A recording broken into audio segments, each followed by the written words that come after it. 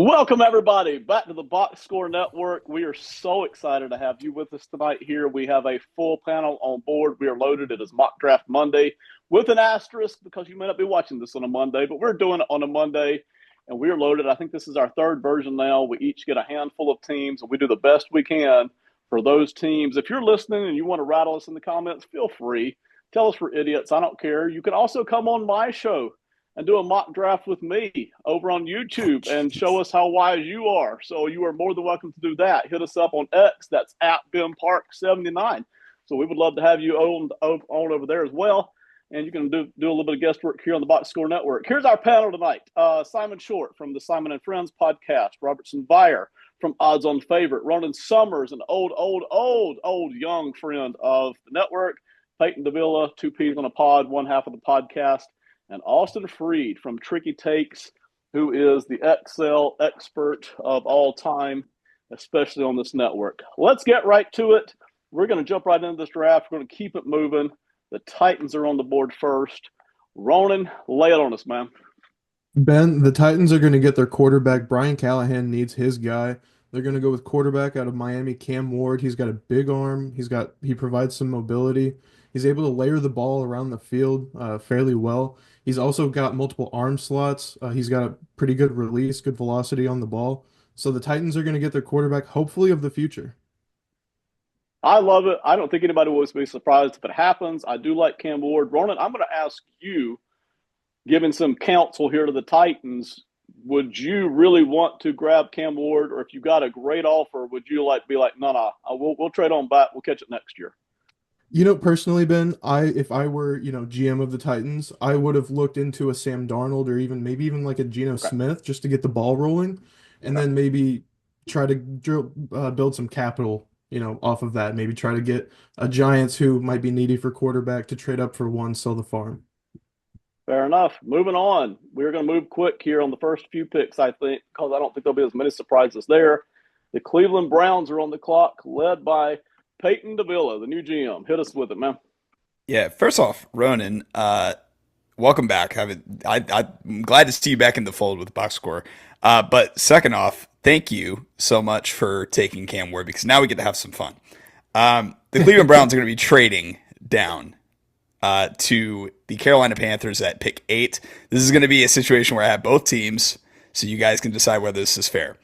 And I got a little wacky because, yes, you could stay and pick Abdul Carter in Cleveland, right? And that seems like a really good fit opposite of Myles Garrett after them signing Malik Collins and solidifying the entire defensive line. But there's a lot of other needs that are going to be coming up for Cleveland sooner rather than later. Like offensive line's getting real old real fast. Defensive backs are going to there's going to be a couple of guys that they're probably not going to be able to retain that they could probably, use some assets to draft there.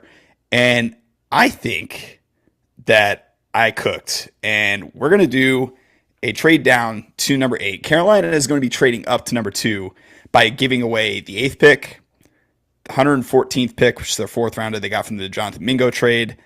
Their 3rd round, I know I hopped around a little bit here, but there's pick 74, Jadeveon Clowney, and their 1st round pick for 2026.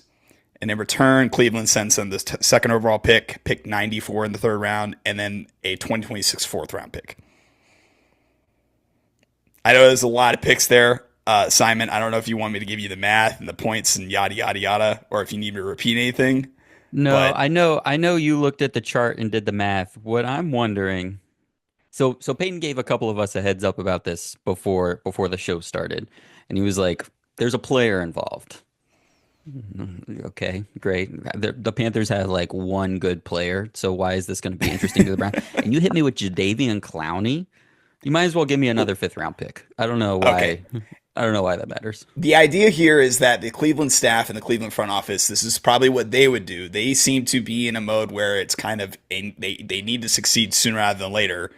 And I think Jadeveon Clowney still is able to fill the need of like a mercenary pass rusher opposite of Myles Garrett to make the defense good this year immediately, while also remaining competitive. Because not saying that I'm worried about Abdul Carter and like the foot thing, but let's just say there is a setback and like they don't have worried time to about it, really but- wait on it, right? But my point is that I think that if there's a good enough haul to where Cleveland, given they don't have a quarterback as well, that they might need additional assets to go and get a quarterback after this year if they can't find the one in this draft, I think it's possible that they do consider trading down even if Abdul Carter's there. Now, whether or not you guys think that's fair or whether that would happen, that's another case. So I'll leave the vote up to you guys. If you veto it, then Cleveland will just stay and pick Carter, and we'll just move on.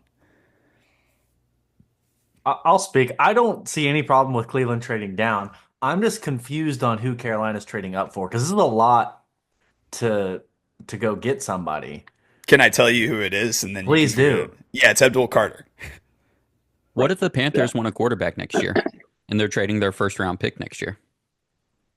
I think this is more so me having the confidence in what we saw out of Bryce Young and thinking that he's got a little bit longer of a leash now to possibly have the job up until at least the beginning of 2026. Little bit longer is the optimal phrasing. I'm gonna say no. Just to be a jerk. If the math works out, and I'm sure it does, I'm fine with the trade. I love it for Carolina. I'm not totally sure if I were Cleveland, I would do it, but if I were Carolina, I love Abdul Carter so much, and I especially love him for Carolina. He's the one guy in the whole draft that would be Carolina's favorite pick for me, just getting that speed off the edge. So I love it for Carolina. Robertson, what say you?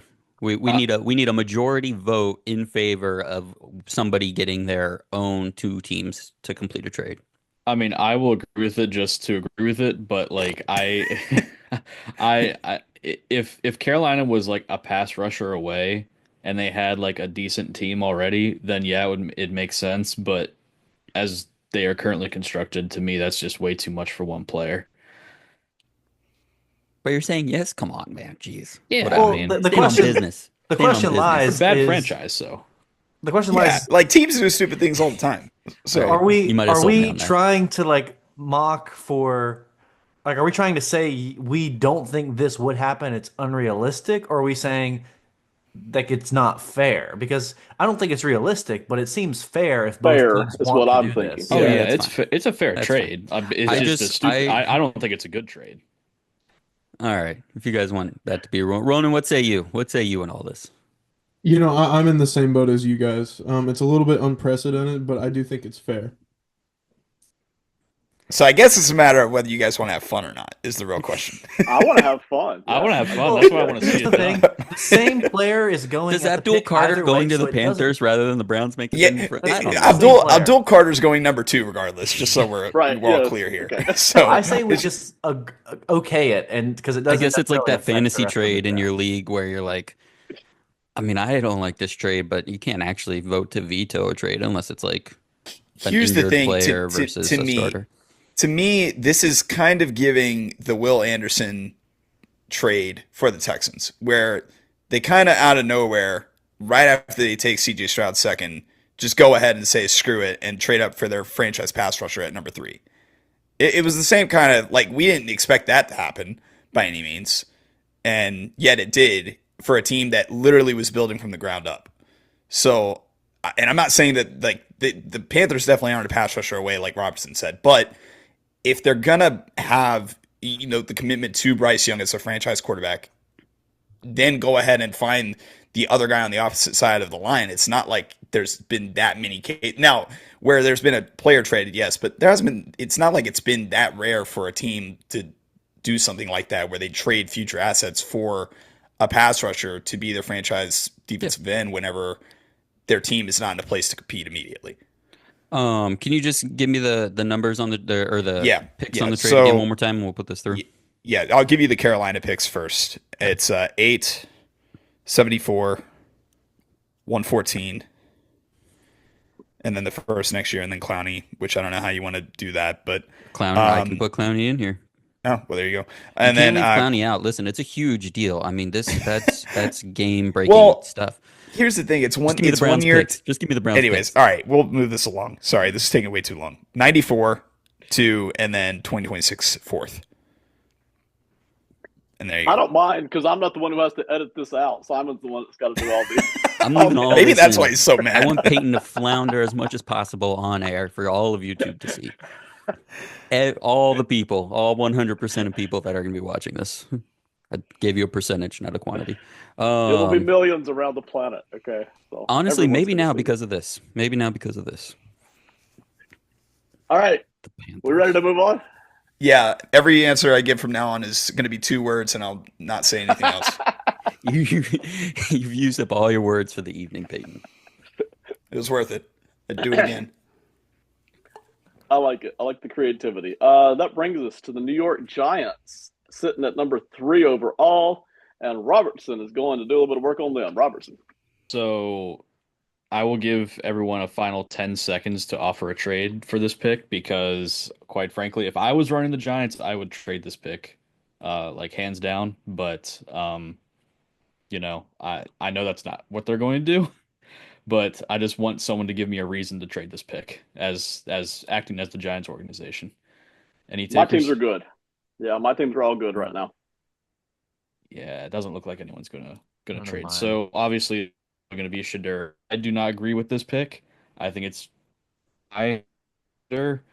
but I'm quarter the coaching staff, front off, they're under tremendous pressure. To me, this is going to be what happens. Again, I don't necessarily agree with it, but and the perfect scenario is if they love Shedeur, then they trade back, just a couple of spots. If someone really loves Travis Hunter, they can go up and get him. Ideally, maybe I don't know, maybe a team like I don't even know who would trade up for like who was really in love with Travis Hunter that they would trade up a lot to get him. But I wouldn't want to trade out of the top 10, but yeah, I would trade out of there and pick up Shedeur later.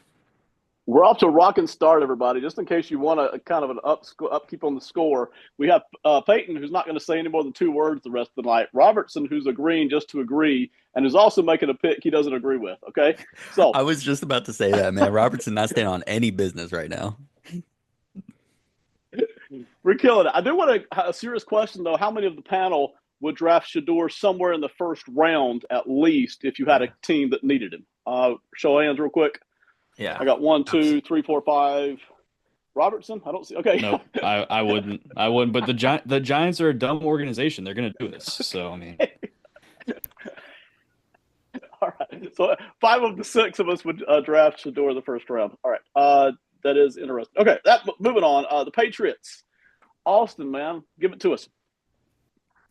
Yeah, I mean this is a layup. It's Travis Hunter. Next pick.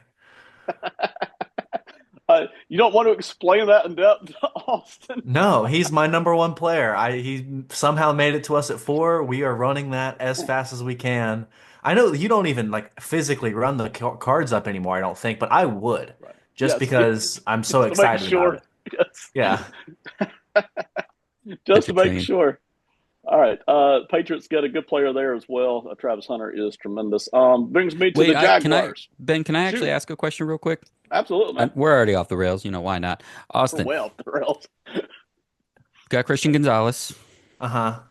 You paid Carlton Davis. I don't know if Uh-huh. the particulars on his contract came out yet in terms of how quickly or whatever they can move on. What do you do with Travis Hunter? Where exactly are you putting those 3 guys, or is this more of a you use them more on offense until Carlton Davis is done? Like what's your plan? I'm drafting him here primarily for his offense. He is like receiver 1B in this class. Tatet is like my 1A. Sanders has Hunter has an almost equal grade as a receiver as Tet does. It's very close. And then he's also an absolute stud at corner. He's probably my corner 2. So he's going to be primarily used as an offensive weapon, but will absolutely be getting reps on defense, and not just like specialty gadget. Like, Oh yeah, like he's going to get like number consistent. 3 slot corner nickel packages, and then a Yes. starting outside receiver kind of deal. Yes. All right, cool. No, that's fun. I love it. Moving on to me, number 5. I've got the Jacksonville Jaguars. I'll be GMing them. We are taking Armand Mimbo out of Missouri. I'm actually copying a pick that Simon made in our last mock.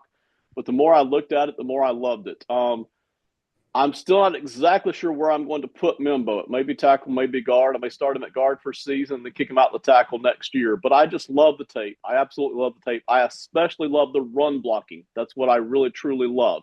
He's got all the measurables to kick out there to tackle, which is fine. But when I look at the run blocking, it is beautiful. And this Jaguar staff is about to put in a run blocking scheme that is going to be filled with zones and traps and just all kinds of crap. And Mimbo, I always ask myself, who's the one guy that if I don't pick him, I'm going to be sorry that I didn't do it. And for me, Mimbo to the Jaguars is what I really like here. So that's what I'm going to do here. We're tempted by Teteroa McMillan very much in every way. We like Mason Graham. And this isn't our biggest need, but I just love Mimbo. I love starting off with this new coaching staff, this foundation. So that's where we're going to go. Armand Mimbo heading to the Jaguars at number 5. And that brings us to the Raiders. And King Simon, drop it on us, man. You mentioned my guy, Ben. I think you knew I was going to go this way as well. I'm going with Tet McMillan out of Arizona. We traded for Geno Smith. Raiders have a good offensive line, talent-wise, and I think schematically they're going to just get better, help themselves out. You have Brock Bowers as your number 1 pass catcher, number 1 offensive weapon, kind of in the middle. You have nice receivers. Jacoby Myers is like a nice kind of can do a little bit of everything. You've got a couple of like smaller slot guys, speedy guys, but I want a big X outside guy to kind of complement that whole thing. I'll trust Pete Carroll for a year to kind of piece the rest of the defense together. They lost a couple pieces in free agency, but now I think I have my offense pretty well rounded.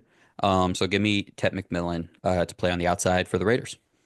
I agree. I think that's quite a combination there, just healthy, and obviously they've got other needs too, but I agree. I do want to ask you, Simon, kind of a big board question here for the Raiders. When I was sitting at 5 with the Jaguars, I kind of feel like no matter what happens, I get a player I really like because there's more of them than 5. Do you feel the same way with the Raiders at 6, that basically no matter which way it falls, you're going to get somebody you really, really love? Yeah, I really think this top 7 and maybe 8, depending on how you feel about 1 or 2 guys, you're in good shape. I think you get because they're all at different positions too, right? So you get like a top of position guy anywhere, and when you're picking this early, you can really just go BPA at that point. I'm in the same boat. We'll see how deep that goes because you're right. It runs out there somewhere, but 5 and 6, boy, I love sitting in those spots. That brings us back to Peyton at the Jets. I'm sorry, I'm skipping Ronan here. Ronan's been quiet all night, man, just minding his own business while the rest of us are being crazy. Ronan, number 7, the Jets. Give it to us. Yeah, we're gonna go. We're gonna pair Quinnen Williams with Mason Graham out of Michigan to cause havoc up the interior of the front. Graham has a high motor, good hands. He seems like he's going to be a good player in the league for a long time. Size is a little bit of a factor for him, but they say that about a lot of guys that end up working out. So I think it's really about how athletic he is, how high his motor is. I love the pick here for Aaron Glenn to bring in Mason Graham. It fell that way. I think it's an easy pick. It's one I think we talked about doing on our first mock a few weeks ago, and I don't remember if it fell that way, but it does seem like that would work out great for the Jets there at 7. Now, it does bring us back to number 8, Peyton, and Cleveland Browns are now actually picking. So, Peyton, tell us what Cleveland's going to do now. I have to choose my words wisely because I have 2 He's of like, them. crap, I didn't think There they about go. this end of it. No, I know who I'm going to pick here. It's going to be Really Will wish Will Johnson. Carter was on the board. No, Will Johnson from Michigan, cornerback. He's my 3rd ranked player on my big board. I think there's a lot of Derek Stingley stuff going on with him as far as the narrative around him, where his 2020, I guess technically 3 tape, and really 2022 when he was a freshman are some of the best cornerback tape you can watch. He has true game-changing ability, unlike other than Travis Hunter, there's no other corner that really, even in last year's draft, I would say, that has the ability to just like flip a game single-handedly like Will Johnson does. And with both Greg Newsome and Martin Emerson being free agents after the season, I think there is a surprisingly immediate need after next year at corner for Cleveland. And so I am going to go ahead and take Will Johnson so that he can basically they can just continue having a stable defensive back room and kind of just solve the problem before it really becomes an immediate issue. For those of you watching in the audience, we are beyond well aware that there is a movement kind of anti-Will Johnson that has scooted him down a lot of mock drafts. I mean, we are not oblivious to that, but several of us, I won't speak for everybody on this board, but several of us in this room still really, really, really like him and would not let him get out of the top 10 if we can help it. So that's, what you're, I think, consistently going to see in these mocks that we do, and we'll see what the NFL thinks about it when draft time gets in here in a few weeks. So that is Cleveland at number 8 after the trade, and they are picking up Will Johnson. Brings us to number 9 and the Saints, and back to Robertson, man. Will Johnson was going to be my pick, so that sucks. See, I'm back and forth. I don't know. Who he is like. Is it's kind of at here for New Orleans, either Green or I don't know how to pronounce this dude's name from college. I'm tend to stay away from the guys that have like not ton of production. So this one's going to be hard, but with New Orleans, they have Cam Jordan there. They also re-signed Chase, so it's not a super neat. I'm going to go Mike Green here, out of Marshall. There's whether he translate from like a small to the NFL, like how's that going to translate? Having those two guys already on your defensive line and not having the pressure that you need to produce like immediately, I feel like alleviates a little bit of that, but he was highly productive when he was at Marshall, so I'm going Mike Green at number 9. I think everybody could argue on the player, but in the last mock we did, we also had an edge sitting there that got picked for the Saints as well, and that continues to be a need that a lot of people have mocked, depending on which edge you like, right? But that is a need that has been repeatedly mentioned here for the Saints over not just our mocks, but a lot of other places as well. So Mike Green from Marshall goes number 9 overall to the New Orleans Saints. And brings us back to those beloved Chicago Bears at number 10. Austin, take it away. Yeah, I'm going Ashton Jeanty here.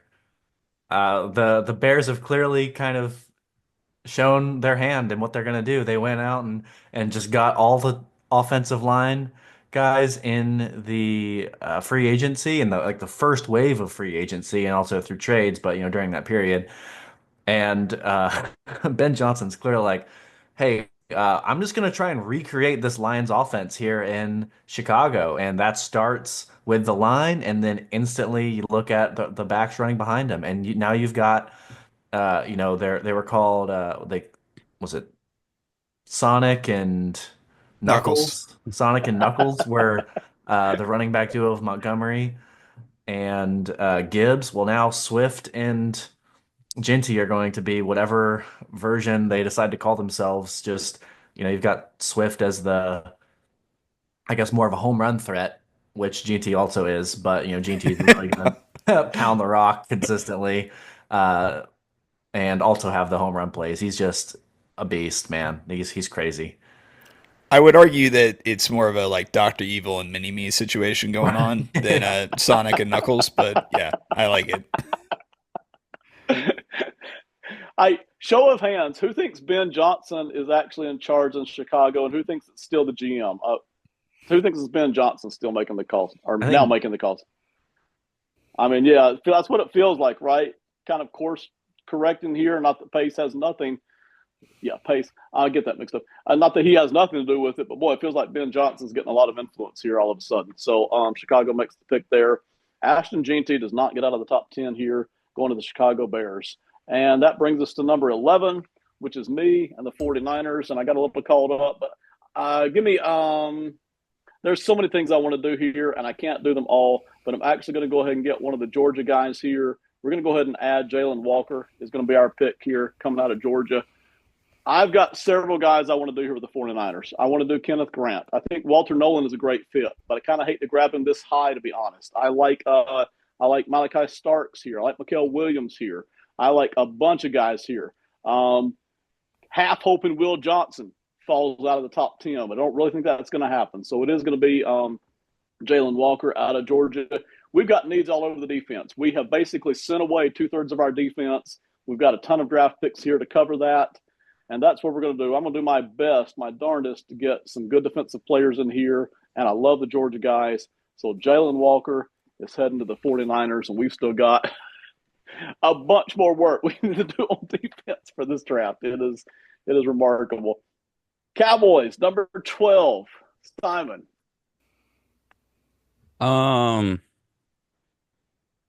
I'm really excited about this pick. I was actually getting really nervous about what to do with the Cowboys right before we got on here. And this guy just kind of fell into my lap. And we had our Hall of Fame tackle convert to guard retire a few weeks ago. And I'm going to take Will Campbell here out of LSU. I think Campbell can play tackle. And based on how Tyler Guyton's rookie season went last year, switching over to left tackle, what my plan initially is going to be is to have Will Campbell play left tackle next to Tyler Smith, Cooper Beebe as center, Hoffman, I believe is his name over there that's going to be playing right guard. He's a young, Brock Hoffman. He's a young guy that's gotten some run, a few games here and there. I'm interested in seeing what he looks like in a full-time role. And I'm putting Tyler Guyton at his natural position in year 2 to try and help get him back on track as my first round pick from last season. Now, granted, if those things don't really work out, right? You move guys around, you move Will Campbell to guard, you move Guyton back to left tackle. Maybe that works. Maybe you're just done with Guyton. We move on from Terrence Steele, who has gotten injured since he got paid. There's a lot of flashy, fun stuff the Cowboys could do here, even with Genty off the board. But I think with Zach Martin kind of on his way out, finishing up this offensive line and kind of rebuilding from there is the right pick. And like, I'm not going to call him Zach Martin, but I mean, the fact that Martin was a great college tackle who got moved to guard, they're familiar with this, and I don't think they'd shy away from it here in the first round. So I'm not big on fill and refills, but I love Campbell to the Cowboys. I just absolutely love that. I got to ask you this, Simon, before we get down to the Dolphins here in a second. And Simon's leaving just there he is. Sorry. I don't know if you're going to a bathroom break or coffee break, but I got a standing situation now, man, so I'm just not going to stop moving while we're ever again. I did want to ask you said you were kind of nervous about the pick. What else was kind of cooking there that you might have gone to? Yeah, so defense is really starting to creep in my mind for the Cowboys as we get closer and closer to this thing. You know, last mock you did, I believe, Kenneth Grant at defensive tackle, and that was already kind of a like, yeah, the Cowboys need to get more stout against the run. You know, they paid Odigizua, so you've got your one gapper. You need a guy that can really plug the run still on the defensive line. But like DeMarcus Lawrence is gone, like that edge spot isn't looking great. You know, your other corner isn't looking great. Jordan Lewis goes away in free agency, so like nickel corner, so like a guy like Jahdae Barron was on my board. Michael Williams, get him as a bigger edge rusher was on my board. Malachi Starks was on my board as a guy who could play some safety and nickel. So I've been thinking offense for them because I want to make, in a way, I would love to make that side of the ball elite if the defense has a ceiling on it, right? If I can get Dak and some really nice weapons.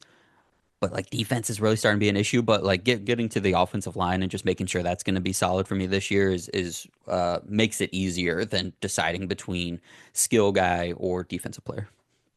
And I love the Campbell pick, but if I'm a Cowboys fan, I actually like where I'm sitting. I think there's a bunch of good guys to be picking from here that are not just going to disappear. That brings us to the Dolphins at number 13, and that belongs to Ronan. Yes, sir. With the 13th pick, we are going to go with Kelvin Banks out of Texas to hopefully be our tackle. Armstead potentially might still retire. I haven't seen the latest on him, but regardless, they need a tackle help.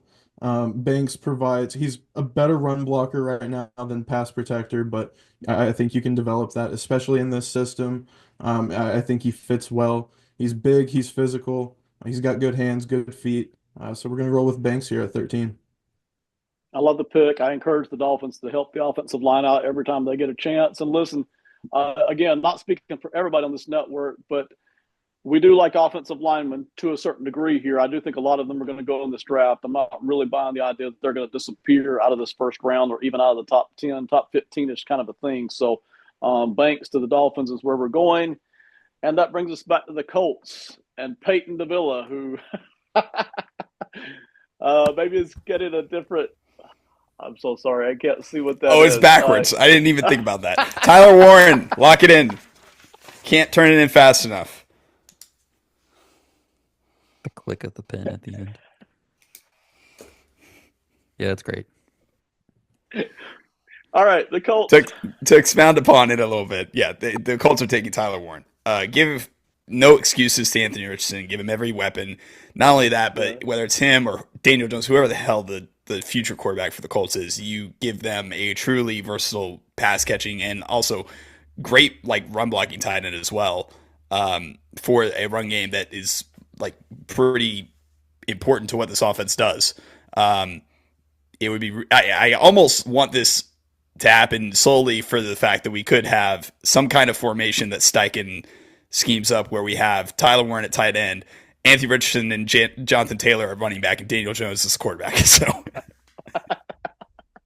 I think it'd be crazier if you see Tyler Warren at quarterback in that situation. which what's funny is that could actually happen because he did it. So exactly. Can the four of them do the Chiefs' offensive line circle? Yeah, the ring around the four of them rosy. just run around back there, and then you snap the ball, and one of them catches it, and then they all block. Gives a whole new meaning to quarterback roulette. Yeah. There it is. I love it. I love Tyler Warren. I will say when I was doing the Colts work for another show me and Simon are doing later, after you could argue about their free agent signings, but after those free agent signings, they now can go in a lot of different directions. They don't have such quite glaring needs. So they whether it's Warren or not, but I love Tyler Warren. That was the Colts at 14 with Peyton. 15, the Falcons, Robertson. Yeah, this is something that is desperately needed for the Falcons. They need edge, so I'm going James Pierce Jr. here out of Tennessee. Just desperately need help. The edge. And have for a couple of years. Sorry, yeah, go ahead. And it's my understanding they haven't drafted an edge player in the first round like in quite some time. So we're Was gonna Takk break that McKinley a trend. first rounder? Was he? Was he a first rounder or second rounder? I can't remember. But Uh-oh. I can't And remember. that was like 10 years ago at this point. So your point that still was stands. that was a while ago. So, yeah, I think they really need to go edge there. To me, I don't really like any receivers at that point in the draft or at this point in the draft. So we'll go edge. I like it. I think the Falcons did edge in our last mock draft as well, and I'm hearing a lot of edge around the mocks as well. That could be a very good possibility for Atlanta picking up James Pierce out of Tennessee, the blinding speedster off the edge. 16 to the Cardinals, and that is Austin, I think. Austin. I think a few people might know where I'm going with this already. It's Jahad Campbell. This is There's nothing Cardinals fans like more than an edge linebacker hybrid convert. Nothing they love more. At least he's not also a safety. That's my. If he was also a safety, I'd feel bad about him going to I'll Cardinals. give you some reps out there. I'll give you a couple snaps. Yeah, I mean, listen, this is a guy who was not a linebacker coming out of high school. He played receiver and just like a pure edge defensive end, getting after the quarterback. Gets to Alabama. They have a plethora of both of those at Alabama, but could use some help at backer. And they see how big and strong he is, but also how quick he is. And they're like, hey, you could make a pretty good, outside linebacker. So they start on the quest of converting him. And you see his instincts in that first season when he's back there in 2023. He is very instinctual around like getting after the passer, coming from his edge rush days, but also just kind of having a feel for what the quarterback's looking for, but didn't necessarily have the technical abilities to play linebacker. And then that really started clicking this year, especially in his coverage. I saw him get much more fluid and kind of understand how the whole defense fits together as a zone rather than just what he's kind of supposed to be doing. So I think he's just going to continue to develop, and I think he's going to be a real stud in the league. I really like Jahad Campbell. Jahad Campbell going off. I do like the Alabama players, the ones who were under Saban for even just 1 or 2 seasons. The teaching they get under Saban was just tremendous. I mean, just absolutely tremendous, kind of similar to the Michigan guys as well. That brings us to Cincinnati Bengals. This is going to be tough, but we will take Kenneth Grant out of Michigan. Okay, Cincinnati at number 17. Kenneth Grant, defensive tackle out of Michigan. The reason I say it's tough is because we are also thinking about Malachi Starks. We would love to put Malachi Starks on the back end of this defense. But for me personally, and this was really where personal preference comes in, I just can't let Kenneth Grant go by. I love his humongous size, but he's also got tremendous speed. So for me, getting to plug that hole right there on that defensive line, no matter what else we do on defense, I feel like we've got a great starting block right there. So I just absolutely love Kenneth Grant. I absolutely love him here with Cincinnati. We personally would be happy with any of the Georgia guys. So Jalen Walker, Mikael Williams slipping there, Malachi Starks, or Kenneth Grant. It's really those four. We got problems all over the defense, but Kenneth Grant is who's settling in here at number 17 for Cincinnati. And that brings us to the 18th pick, the beloved Seattle Seahawks, led by Simon Short. Ben, when I make these draft doors, I really got to stop letting you go before me because you always take Kenneth Grant. I wasn't going to do Grant with the Seahawks here, but I got to stop letting you do that. I'm in a conundrum with the Seahawks a little bit. So I'm going to go ahead and just do what I would do here. Last week on my pod, I kind of talked about what I thought they would do a little bit more. But I'm going to go ahead and make the pick for me. And I'm going to take Gray Zabel out of North Dakota State. Offensive lineman versus offensive lineman, played tackle in college. Was widely believed he was going to be a slam dunk guard once he got into the draft. Went to the Senior Bowl. Senior Bowl center lines were pretty short. He started playing center. Now everyone thinks he's going to be the number one, just straight up center off the board, kind of be Graham Barton from last year. Good news for Seattle is they need 2 guards and a center. So I'm just going to bring him to camp and see what happens. Now, listen, the Seahawks do not invest in interior offensive linemen. John Schneider has come out and straight up said he doesn't believe in spending first-round picks or big money on the position. But I've kicked John Schneider out. I've kicked him to the curb. He's going to work for Starbucks, and I am going to take Gray Zabel here at 18 overall, and just let him figure out where he's going to be. I'll probably try him at guard first, because I kind of like Oluwatimi from Michigan, who got some reps at center last year, but I'm fully prepared to put Zabel wherever I need to on the interior of the offensive line. And by the way, Abraham Lucas is always hurt. So if Zabel has to actually play some tackle, I'm okay with that too. Gray Zabel, 18th overall. Love Gray Zabel, and I like him to the Seahawks. They definitely need it. Number 19, the Buccaneers. Back to Ronan. Yes, sir. We're going to roll with safety out of Georgia, Malachi Starks. We need help in the back end in Tampa. He's got a good knack for just being in the right place at the right time. He's one of those prospects. We're kind of getting to the mid to late part of this first round, and he's one of the last ones that you can kind of rely on. And I don't want to say bank because you never know with these prospects, but he seems to be a very, very good prospect heading into this draft. Listen, I love Malachi Starks. Honestly, I've got him potential windowed at 12 for the Cowboys, 14 for the Colts, 17 for the Bengals, and then, of course, right there for Tampa Bay. I have a hard time seeing him get out of the top 20 myself, but again, it's because I like him so darn much. That brings us to number 20 and the Broncos and Peyton. Yeah, I'm glad Ronan stopped the slide of Malachi Starks. He's too good of a player to fall further than I think 19. But Denver was a spot that I didn't expect to have like a change. They're a spot that's really popular for like Colson Loveland or Ashton Jeanty, right? And Ashton Jeanty's off the board already. And I would have taken Colson Loveland before free agency, but they signed Evan Ingram. And it's like, okay, then you probably look at the defense, but then they sign Tyler. I can't ever pronounce Hufunga's first name right, but him along with Dre Greenlaw. So the defense, and they signed DJ Jones. So it's like, okay, defense is kind of fine. It was already a good defense that just got better. And so like the only logical way I think that you can go here is still helping out the offense with a pass catcher. And I'm going to go with Luther Burden III. And this is another guy that I think has the syndrome of His 2024 year wasn't as good, so people forget how good he was the 2 years before that. And I mean, Brady Cook, I believe, was quarterback at Mizzou, was hurt almost like the entire year, and the offense in Missouri sucked because of that. And whenever you look at what Burden did in even this season, like he had flashes, it just wasn't as good because the offense wasn't as good.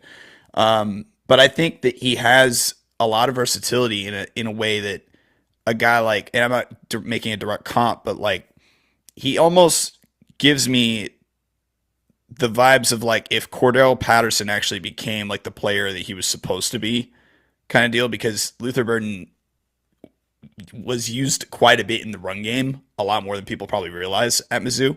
And I think he's capable of doing that same thing in Denver, where they have not really a running back of note right now. I'm sure they'll take one in the draft later on, but I think just having an offensive weapon, considering that Cortland Sutton's probably gone after this year, and outside of that, you have Troy Franklin, Devon Vele, Marvin Mims, nobody of consequence.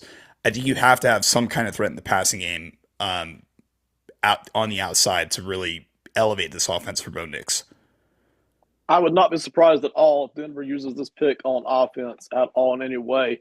And by the way, most of the people in the audience know it, but maybe not everybody. Missouri and South Carolina, two schools who right now are turning out some really high-level NFL talent. I mean, not fifth-round scrubs. They are turning out some legit people. So keep an eye on them continuing over the next couple of years. Same coaching staff sitting there as I expect more of this good talent coming through here, some of which they're stealing from places like Alabama and Georgia. So just keep an eye out for Missouri, South Carolina players. Number 21, Pittsburgh Steelers. And that belongs to who got the sacred right tonight? Robertson. Yeah, so I was one way. I'm kind of leaning towards another. If you want to trade back, I've got a trade up. I've got a trade scenario for you. Hit me. The Buffalo Bills have been trying to move up. Okay. They would offer pick 30, pick 62 in the second round, and pick 206 in the sixth round to Pittsburgh for pick 21 and pick 123 in the fourth round. Yeah, I'll do that. Heck yeah. Yeah. I knew Robertson would do that as soon as I heard the first couple. Yeah, I'm going to do that. Do you want Listen, man, I'm Kevin Costner, and that GM that is for the Jaguars that is a little timid, not sure what he's doing. I'm trying to take advantage of. No, I'm just kidding. Yeah, Robertson, while I kind of put all this in, you talked about what you were thinking about for the Steelers there. Unless you don't want to give away any of your thoughts for pick 30. Don't mess yourself up. No. So initially I was going to go like Dan Moore replacement. So I was going to try to grab a tackle, either a Josh Simmons or Josh Connerly Jr. But then I was like, man, you guys lost Najee Harris, so I was thinking maybe Omarion Hampton, but I knew that was probably a little high for him, so I was going to go Omarion Hampton. Yeah, when you said I wouldn't like the pick, I figured it was something like that. When we're considering doing anything like as far as like trading with the Jags, like do we have to like contact CPS before we do that? Probably. Okay. All right. Probably. Keep that in mind. All right. So with the 21st pick, the Buffalo Bills are taking edge rusher Mykel Williams out of Georgia. Buffalo needs an infusion of some splash on that defense, really just playmakers at any spot. So I was eyeing pretty much every top defensive player you could look at. Mykel Williams, I think when the real draft rolls around, is probably going to go like top 12. I'm going to bet on that size and the length and the toughness. And like Bills fans don't want to hear this. Worst case, he's going to be a great run defender. But we've seen what has happened with Trayvon Walker with the Jags, right? Came out very similarly. I think a little bit younger, but like a little more, he was a little more raw, but just huge and athletic and stout. And from that Georgia defense, I'm going to bet on that again. Mykel Williams go alongside of Greg Rousseau. Joey Bosa's there to kind of like play, that same spot with him, rotate a little bit. They drafted a couple defensive linemen that are got suspended, that got popped pretty quick. So I'm going to get Michael Williams out of Georgia here for Buffalo. Real quick, Simon, I do want to ask you on the Pittsburgh side of things, if you're Pittsburgh and you're sitting there, because I know you weren't necessarily looking at edge, you don't need that, but it's Michael Williams. Would you jump on him just because he's too good to pass up if you're Pittsburgh? He's not quite a fit for what Pittsburgh is looking for. He Okay. just barely kind of misses that threshold of what they look for from a down defense lineman in that 3-4. All right, fair enough. So we'll wrap up there. Pick 21 goes to Buffalo, Michael Williams, and back at 30 now. Y'all remind me it will be the Pittsburgh Steelers picking back there at 30. Pick 22, the Chargers and Austin. Well, Michael Williams is a Harbaugh guy through and through. I can feel it. If he was available, that's who I would be going. You kind of sniped me on that. So I'm having to pivot, and it's not a bad thing. I'm going Colston Loveland here, who is kind of the default pick when he's available for the Chargers, but some people get upset when you go default, but it's default for a reason. He's a great player. It's a need. It fits really well, so it just kind of becomes the default, and I just don't see anything wrong with it. No, it's a pick we've made. I think I forget which mock draft. We've already done this at least once. It's a pick I've heard a lot talked about. I love it for several reasons: the Michigan connection, the Harbaugh connection, the offense, getting better pass catchers. If you're not in love necessarily with wide receivers sitting here, and you are in love with Loveland, boy, I like it on a number of fronts here. So wouldn't be surprised at all. Number 23, Packers. This is me. Double check here on one little thing. Yeah, we're going to pick Jahdae Barron, cornerback out of Texas.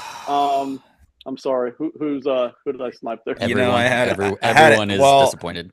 Okay. I had a feeling, and I thought about interjecting Freed to see if I could trade up with him for Barron, but I was just going to let him go. No, it's okay. I know I made the right pick then. In all honesty, we've got our heart set on Shamar Stewart. That's a guy we think could probably be there, and I just think he would fit great with the Packers and good defensive end work and really kind of can help them continue to not rebuild the defensive line, but kind of continue to restock and reinvest in it as a couple of the guys get a little older. He can come in, but, with Jahdae Barron sitting here and us kind of needing the cornerback help and us really liking Jahdae Barron, we're just not going to be able to pass him up. So I really like him. I like his flexibility. I'm still not 100% sure how I want to use him. I think it's still slot safety is kind of where I want to go, but I don't have to. I can move him around if I want to. So Jahdae Barron, cornerback out of Texas, heading to the Green Bay Packers at 23, and we're very happy with that. We would have been happy with Shamar Stewart as well. Minnesota Vikings, the other sacred right goes to Simon. This one is back to me. I like Barron for the Vikings also. That's kind of a bummer. All right, for the Minnesota Vikings, I am taking cornerback Savon Ravel from East Carolina. I think Brian Flores could have a lot of fun with his size and athleticism. You can blitz him. He's a good run defender. He puts his face in the fan. He likes to hit. Super athletic guy. He's coming off of an ACL injury, but that, in today's day and age, that is not the worst thing you can be coming off of at this point. They've made some good investments at the cornerback position, but nothing too heavy to me that would say that we would pass on a number one potential corner. And Ravel has the size and athleticism, I think the coverage ability, but just the mentality too. This defense is so strange. We could see Byron Murphy's playing on the outside as the cover guy, and Ravel is like the slot corner because Flores just wants him to blitz and play run defense. That could be as small of a role if you want. He's big enough that they could try him at safety if they really wanted to get really weird with it. I really like Ravel's size and versatility. So I'm going to take him here for Minnesota and hope that he just becomes a true number one outside, follow the best guy corner. But I think the ceiling or the floor is high enough for Minnesota to take him here. I'm going to go to our two Vikings fans here in just a second and get their real quick opinion, not a long opinion, just basically a thumbs up, thumbs down, or a, hey, I'm okay with it, but I would have done something else. Peyton likes it. I 1,000% agree with basically everything Simon just put out there. I love Nick Emanwori just because I love what Flores could do with him and Metellus. But what I've kept coming back to in my head since I made that pick 3 weeks ago is, well, they really need a cover guy. So Ravel is a cover guy who still offers a lot of flexibility, size, et cetera, et cetera. So I really love Ravel here to the Vikings more than Emanwori because I don't feel like Emanwori has really the coverage skill. So that's kind of where I keep coming back to, which is what Simon did. So Peyton's cool with it. Austin, maybe you got other picks, but are you okay with this pick too? I'm okay with it. I have other corners I have ahead of Ravel, Okay. but I like Ravel. He's fine. Okay. All right. So we did okay. Simon, good job on the other sacred rite of passage. 25. The Houston Texans have needs, and Ronan is going to fill one of them. They do, and they just shipped out their former franchise left tackle. So they're in need of, someone to step in there. So they're going to roll with Josh Simmons out of Ohio State. Obviously he got hurt halfway through the year last year and missed the last, I believe, 10 games of the season. But had he finished that, we might be talking about Simmons being a top 15, 20 pick. So, this might be a value pick at the end for the Texans, but they need to shore up that offensive line to keep Stroud upright. Yeah, I thought what the Texans are doing the O-line is interesting. We won't talk about it tonight because we just don't have the time, but wouldn't be at all surprised if they don't go tackle here and if it's not Simmons as well. Ronan, I'm going to come back to you in a second because your team's about to be on the clock, but you don't have the pick. Somebody else does tonight. Somebody else is in charge of the treasure chest. 26, the Rams. Peyton is going to do them justice. I don't know if I am, because this is honestly the hardest pick I've had to make all night. The Rams really wanted either of the Barron fall to continue or even Savon Ravel to be there, and neither of them are there. Corner seems to be kind of like a very prominent need for them. And I mean, there's a couple of guys here. I'm probably going to end up taking one of the two that I'm picking between.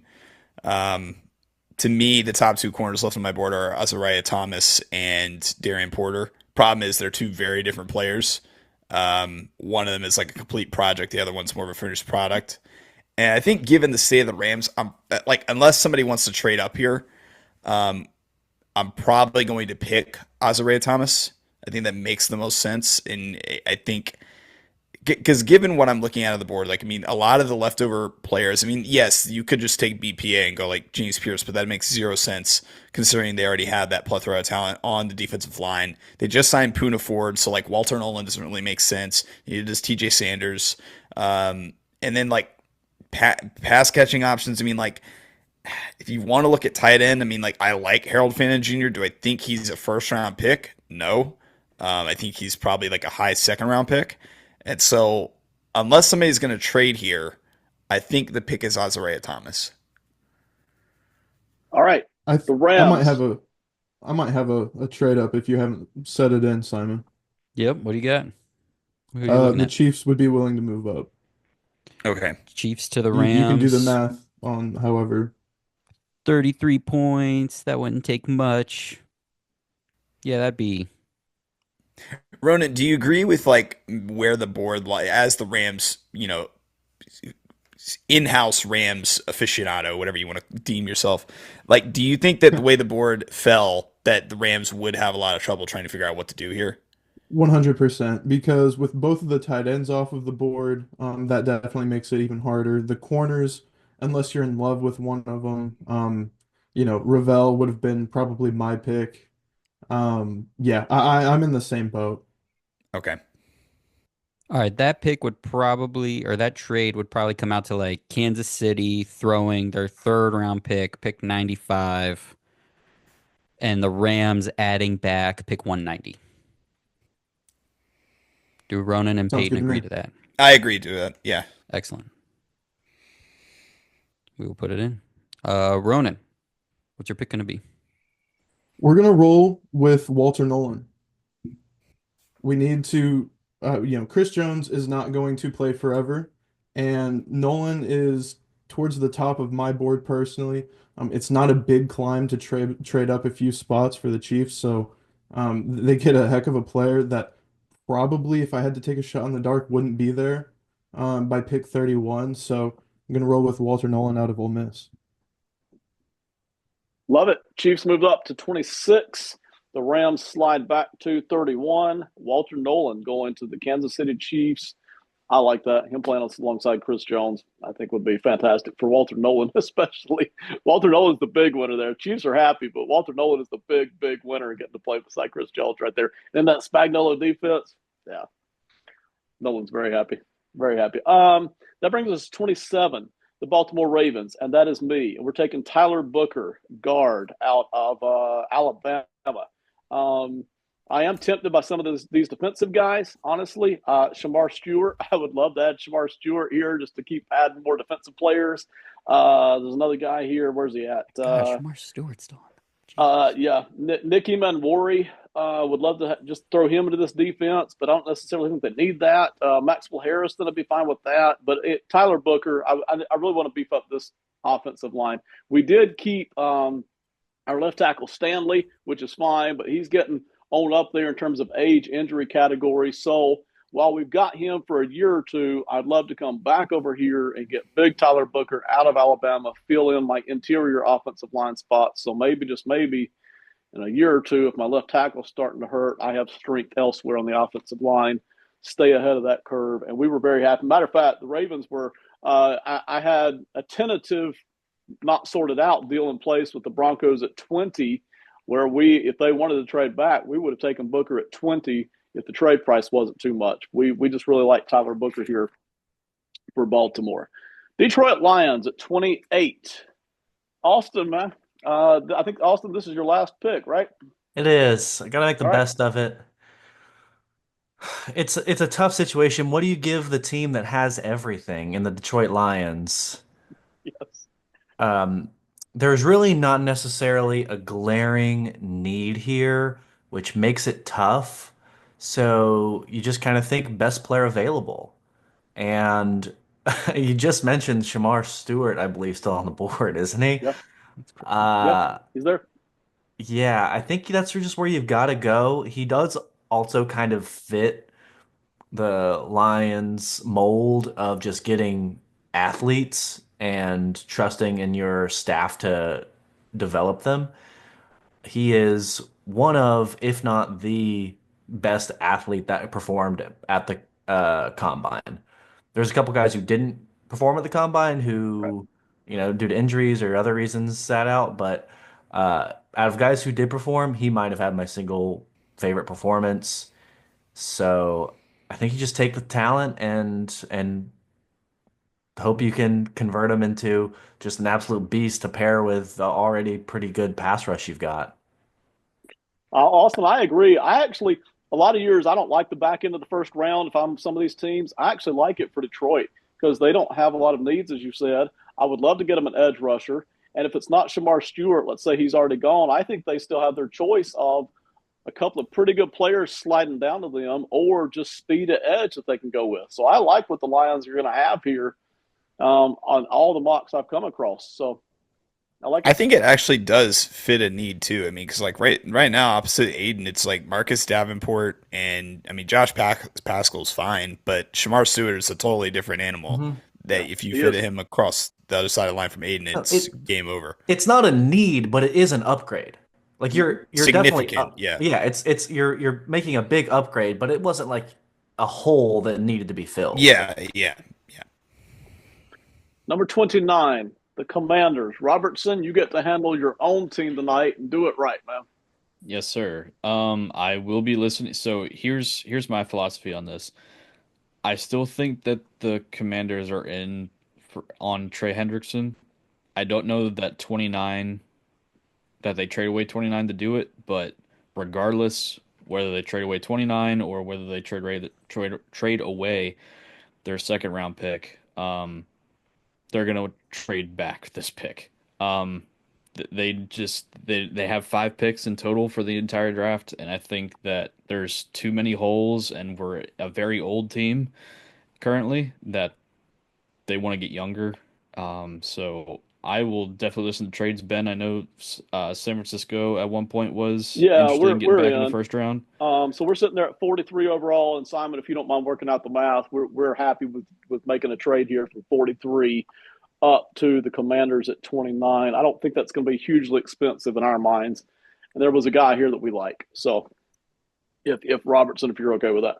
Yeah, man, let's do it. It might be pretty significant, Ben. You're looking at like maybe a 64-point difference. Which would be that'd be like your third round pick. You'd be trading 40. Yeah, that's almost right on the dot. You'd be trading 43 and 75 to get here. So I mean, you're really giving up 75 to move up. What's that? An extra 14 picks. So going up half a round here into the end of the first round will cost you your third round pick essentially. Yeah, and we're willing to do it because we're looking for two things.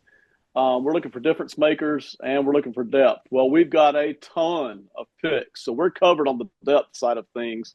And once you get back to 75, for me at least, it gets a little sketchy on the talent drop off somewhere in there. So we're willing to make that if Robertson and the Commanders are okay with it. Yep, Commanders are happy with that. All right, so that is pick 29 of the Commanders going to the 49ers for pick 43 and 75. The trade is going through. Ben, you are on the clock now for the 49ers. All right, and the guy we're after here is Nick Emmanwori, safety out of South Carolina. There's lots of guys we actually like if we sat at 43, but we're trying to get this defense back on track. And already earlier tonight we went with Jalen Walker, linebacker out of Georgia.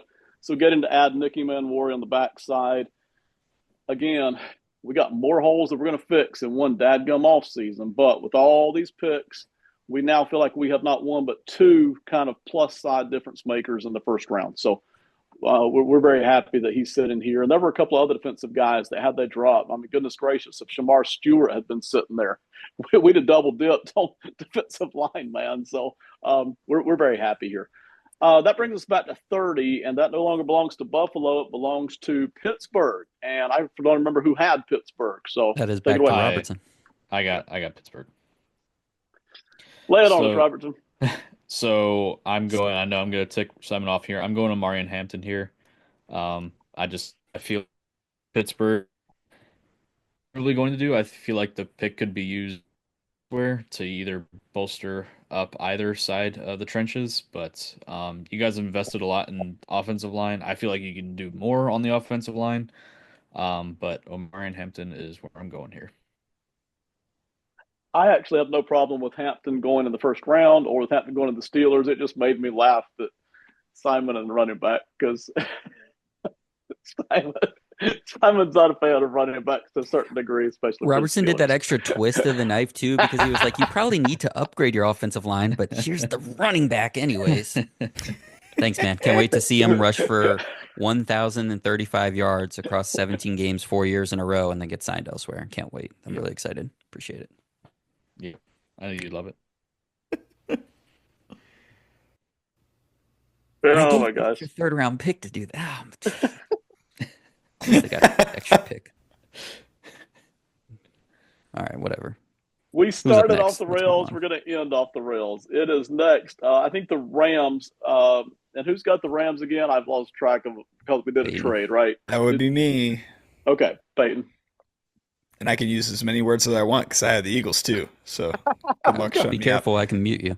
All right, so I think I'm just gonna at this point still get the guy that we wanted at whatever pick it was, 25, Isaiah Thomas, who would have been the pick anyways, to fill a pretty significant need at corner for the Rams. And not that I love drafting for need, but this does kind of match value as well for Isaiah Thomas. The only, like I said, like the only other options here, I mean, like James Pierce for me is like the next highest guy on my board. They just don't need more defensive linemen right now. I mean, like, sure, you could just like stack them and then like, rotate and have an endless supply of these guys. But if you're trying to compete right now, I think Isaiah Thomas fits the need more than just stacking for depth and acquiring talent that you don't necessarily need at that position. So that's the pick for the Rams. And then do you just want me to roll right into the Eagles? Lay it on us, man. Okay, it's going to be James Pierce Jr. He's the best player on my board. He fits a need for them. I don't think he's available. On the board. Oh, Well, That whole then, time I was like, it probably won't bite me in the butt to correct him while well, we're talking. no, it does. So that's okay. With that He's too said, busy then, thinking of Jadavion Clowney. That's why. the Eagles would have loved for Nick Emanwari to somehow fall to them. The problem with the Eagles right now is they really, and I don't love drafting for need for teams that already are very good. We saw a team like the Chiefs do that before. I think it was before George Kalafdis. They drafted like Felix Anudike-Uzomah, who was basically at zero at edge. It didn't work out, and so while I like Xavier Watts, I'm not going to draft there. Um, I really want to draft one of these defensive linemen, and I think I'm probably going to go with. It's really tough because all these guys are kind of in the same tier for me. I mean, you have Nick Swartzen, you have Donovan Izaraku, who is probably who I'm leaning towards. But then, like Landon Jackson is a guy who I think is still not totally there technique wise. Yeah, And let's just go he's down. that I've got bigger a edge. They like Yeah. I've got a they like trade. those stocky Yeah, guys. let me I've got hear a it. trade. Let me hear Okay. it. Jacksonville at 36, and I didn't check to see how many more picks they've got, but Jacksonville at 36 is curious to trade up at 32. Simon, Let's see. Yeah, they got plenty of And picks. and I think the Eagles would do that because like Simon said, like a guy like Landon Jackson is the kind of guy that the Eagles could be interested in at this point in the draft, and which that might be early for some people, but I don't think it's necessarily that early. It might be, he's probably going to go in the middle to high second round. But if you really like the guy and he fits what you like to do, then take him at the end of the first. But if the Eagles can move back a few spots and still get a guy like that, or even like if Ezraku ends up being there, or even like Prince Muamielen, any of those three, like whichever is available, I think the Eagles would be interested in. So, yeah, we can do a trade. I'm gonna make you and guys part of fight this, for this. Okay. Here's what the offer is gonna be. Ben's initial offer is gonna be 36, 142 in the fifth round, and 182 in the sixth round. But Austin's with the Eagles, right? I mean, power players like Howie Roseman will take whatever he can get. He wants pick 126 in the fourth round. I'm just trying to bore everybody to death at this point. So, Payne, are you going to fight for that fourth round pick, 126, or will you take the two late day threes, one in the fifth, one in the sixth? As someone who likes to channel my inner Howie Roseman in dynasty leagues and try and acquire fourths that don't really mean anything just because they provide more value, yes, I'm going to try and get the higher pick of the two. Ben, will you let him squeeze you for your fourth round pick? for content purposes, which is half the reason for doing this trade in the first place, absolutely. Yeah, by Yeah, all means. I'm already putting him through. So, whatever. All right, so that's pick 107, along with pick 36, going to the Eagles for pick 32. And I mean, that allows our gracious host to close us out and, tie a bow on everything. So everybody's happy. Real quick, before I announce the pick of the Eagles, I am going to go back around the room one time. I want to know two things: final thoughts on the draft, but also your favorite player that is still left on the board. So not somebody that you're surprised is on the board, but hey, this is a guy I really like who's still sitting here on the board. I'm really more interested in that tonight as opposed to any surprises. The Eagles have their heart. I'm sorry, not the Eagles. The Jaguars. Goodness gracious, trading up to 32. We're going to get Derek Harmon, defensive lineman. We're trying to continue to restock our lines here.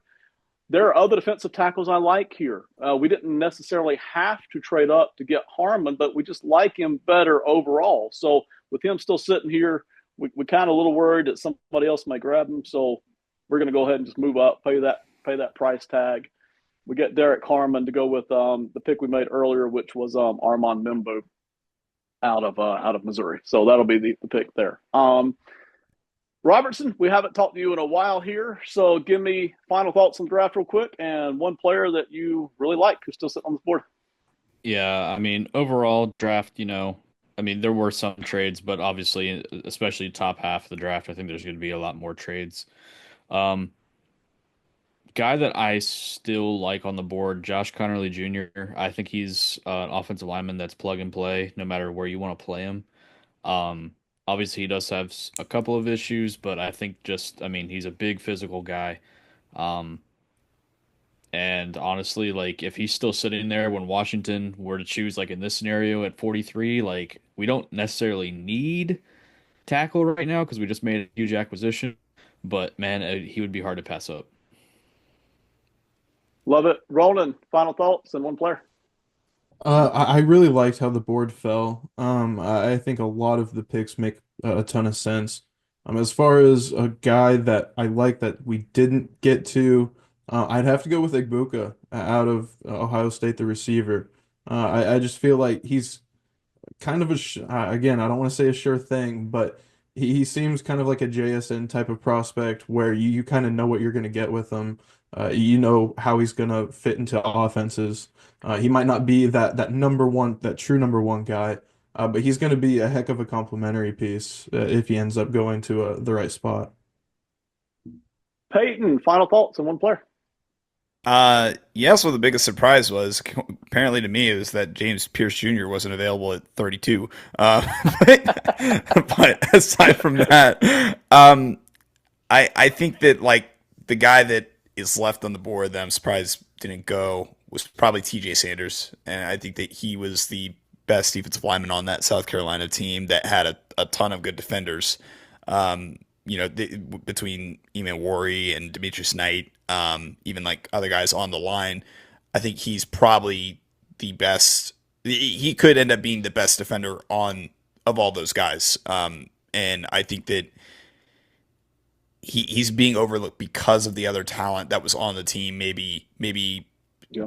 being seen as like overcompensating for like maybe not enough attention was drawn his way. But if you watch those games, Sanders was a problem in the interior of the defensive line, and I think that he could immediately step in, especially in the late first round, which is probably where I think he would likely go to any of the contenders, and you could probably see him immediately make meaningful plays that are going to be seen by the majority of NFL watchers, considering if he's on a contender, they're going to be on TV. So.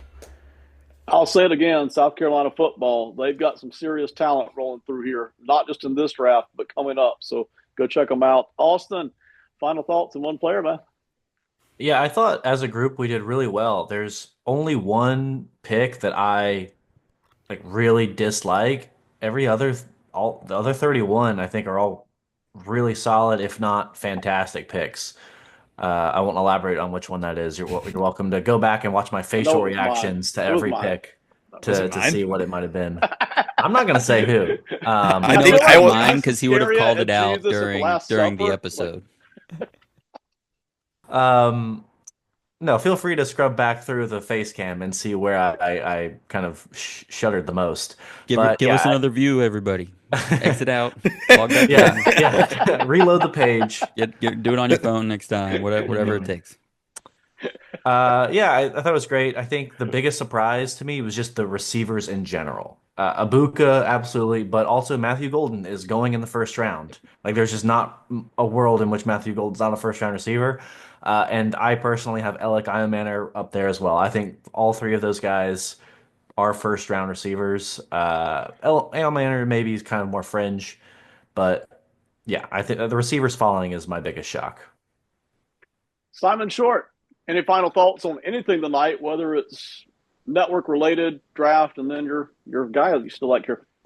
Yeah, so this draft compared to our last mock, we actually did take a lot more of those, as Austin has coined them, 7-on-7 guys, and they went a lot earlier this time. I think there was some self-correction happening. We didn't get to Abuka, we didn't get to Golden, who I'm with Austin, I think are, depending on what you call Hunter, like wide receivers 2 and 3 in this draft. I love Alec as well, but Ashton Jeanty went 10 picks higher than he did last time. Ty Warren went 12 picks higher than he did last time. We didn't even take Luther Burden or Omarion Hampton last time. So we got to those guys a little more feverishly than we did last time around. And for a guy that's left on the board that I want to shout out, Malik Harrison as well. I said Malik again. Maxwell Harrison. I don't know who's Malik Harrison. Was that a guard out of Kansas? He's a basketball player. Was that the Kansas guard who also had a? I think that's what I'm thinking. That's why NCAA March Madness on the brain. Maxwell Harrison, I think, is right up there with Ravel for me for like corner three. And I was considering him there with the Vikings pick when I took Ravel. And I think I just went with kind of the stylistic thing. But Harrison, I think, is just as good a corner. I think he's a first round corner in this draft. My final thoughts. I love the draft, the mock draft. Listen, if you're in the audience and you're watching, you're thinking, hey, I would never do that. Come jump with us live on air. All right, seriously, I might have come across as sarcastic at the start of the show. It's at Ben Park 79. We are not afraid to have you on. And your Ryan wisdom, Scalabrine is hosting the show. All right, everybody. so Goodness gracious. please bring it. Okay, we would love to have your thoughts as well. Because again, I love having 6, 7, 20 different people. If it's not on this mock, on the mock draft that I do on another show as well. But we would love to have anybody that wants to hop on. Come do a handful of teams. It is different live. It's different when you don't know which player is going to be available until 30 seconds and he's available. And all of a sudden, it's like, dang it, I didn't have that slated here, but here it is. So it's a lot of fun. I really love and the trades, the openness to the trades. I think we pulled off, 4 trades I think we did. So excellent work, everybody. One guy I do like, Donovan Ezeraku. If I were personally drafting for the Lions, the Commanders, the Chiefs, the Eagles, I would at least consider his speed off the edge. Not a lot. Depends on who else is there. But then Donovan Ezeraku, edger out of Boston College, is a guy I like. All right, this is the Box Score Network, and we appreciate everybody watching with us tonight. And everybody did a great job, so thank you for being with us. I think, Simon, we have one more of these to go before the real draft. Is that right? We might sneak one in there week of the draft, too. Look for 1 or 2 more. Yep. All right. Mock Draft Monday with an asterisk. Thank you, everybody. Have a good night. Goodbye.